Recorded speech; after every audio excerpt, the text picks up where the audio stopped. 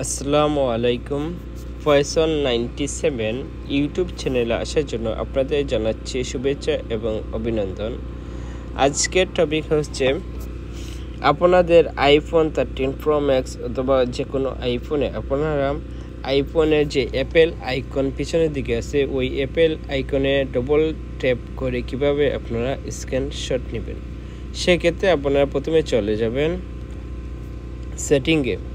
সেটিংয়ে যাওয়ার পরে আপনারা দেখেন নিচের দিকে অ্যাক্সেসিবিলিটি আছে, ওইখানে ক্লিক করবেন। ওইখানে ক্লিক করার পরে আপনারা দেখেন স্ক্রল করার পরে দেখেন ওইখানে লেখা আছে টাচ। আপনারা ওই টাচে ক্লিক করবেন। টাচে ক্লিক করার পরে আপনারা দেখেন একদম নিচের দিকে যাবেন। নিচের দিকে যাওয়ার পরে দেখেন ব্যাক ট্যাপে আপনারা ক্লিক করবেন। ব্যাক ট্যাপে ক্লিক করার পরে দেখেন ওইখানে লেখা আছে ডবল ট্যাপে আপনারা ক্লিক করবেন। ডবল ট্যাপে ক্লিক করার পরে ওইখানে দেখেন লেখা আছে স্ক্রিনশট।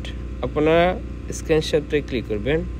স্ক্রিনশটে ক্লিক করার পরে ব্যাকে চলে যাবেন। ব্যাকে যাওয়ার পরে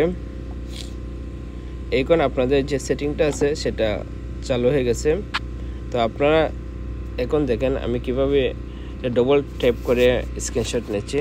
সেক্ষেত্রে আপনারা মোবাইলের যে নিচের দিকে যে অ্যাপেল আইকন আছে ওইখানে ক্লিক করবেন। দেখেন ওইখানে ক্লিক করার সাথে সাথে স্ক্রিনশট হয়ে গেছে।